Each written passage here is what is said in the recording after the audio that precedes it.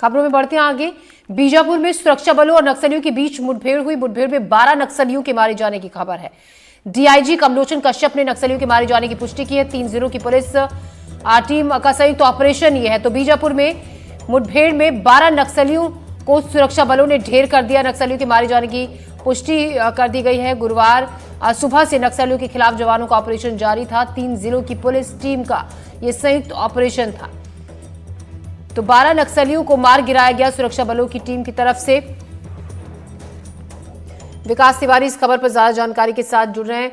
विकास, लगातार एक के बाद एक जिस तरीके से नक्सलियों के खिलाफ बहुत तेजी से ऑपरेशन चलाए जा रहे हैं, उनका सफाया किया जा रहा है, उसी क्रम में अभी एक बड़ी कामयाबी सुरक्षा बलों के हाथ लगी है।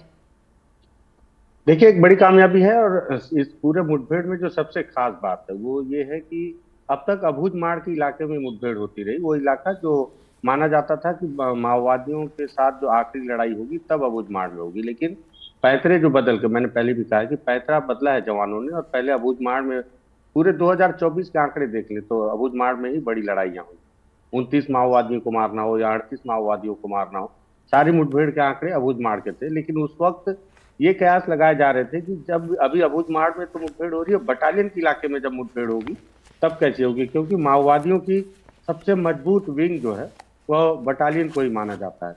कल ये जो मुठभेड़ हुई है जिसमें 12 माओवादियों को मार गिराया गया है और जवान पूरी तरह से सुरक्षित हैं, ये इलाका पूरी तरह से बटालियन का है। और इस पूरी मुठभेड़ के बाद, माफी चाहूंगा, इस पूरी मुठभेड़ के बाद अब ये नहीं बोला जा सकता कि बस्तर का कोई ऐसा इलाका बचा है जिस इलाके में मुठभेड़ नहीं कर सकते जवान। जी सॉरी। जी, तो अभी एक बहुत बड़ी कामयाबी है, जैसे कि विजय हमारे सहयोगी हमें, विकास माफ कीजिएगा, विकास हमारे सहयोगी हमें जानकारी दे रहे हैं।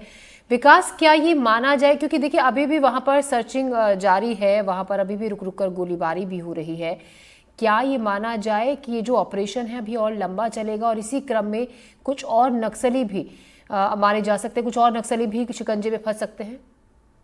देखिए, अभी जो प्राथमिक जानकारी है, 12 माओवादियों को मारा गया है और लगभग कुछ 5 लोगों को गिरफ्तार भी किया जी गया है। जी। दरअसल ये 100 की संख्या में माओवादी फंसे और जिसके लिए लगभग 2 से 2,500 की संख्या में जवानों को उतारा गया था। और इसमें सीआरपीएफ की 229 बटालियन, कोबरा 204, 5, 6, 7, 8 और 210 इनके टीम के साथ डीआरजी की सुकमा, बीजापुर और दंतेवाड़ा, 3 जिलों की डीआरजी की पूरी टीम उतारी गई थी।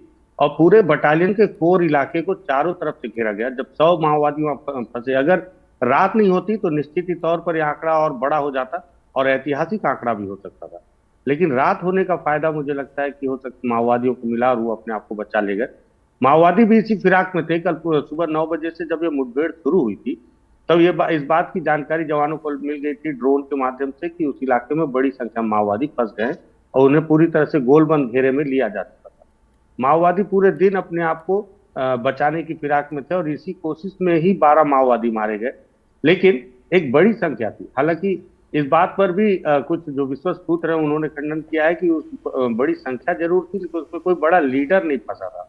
जैसे इसके पहले टेकामेटा में आपको याद हो तो वहां पर भी बड़े लीडर फंस गए थे। पूरी रात माओवादी जो है जवानों के घेरे में फंसे रहे और पूरी रात होने का फायदा निकाल कर वो अपने आप को सुरक्षित निकाले थे। यहाँ पर भी कमोबेश वैसा ही नजर आया। जो माओवादी फंसे थे वो रात होने का इंतजार किया और रात होने के बाद निकल गए। नहीं तो जो सफलता है, जो आंकड़ा है, और भी ज्यादा हो सकता था। जी जी विकास, शुक्रिया आपका जानकारी के लिए।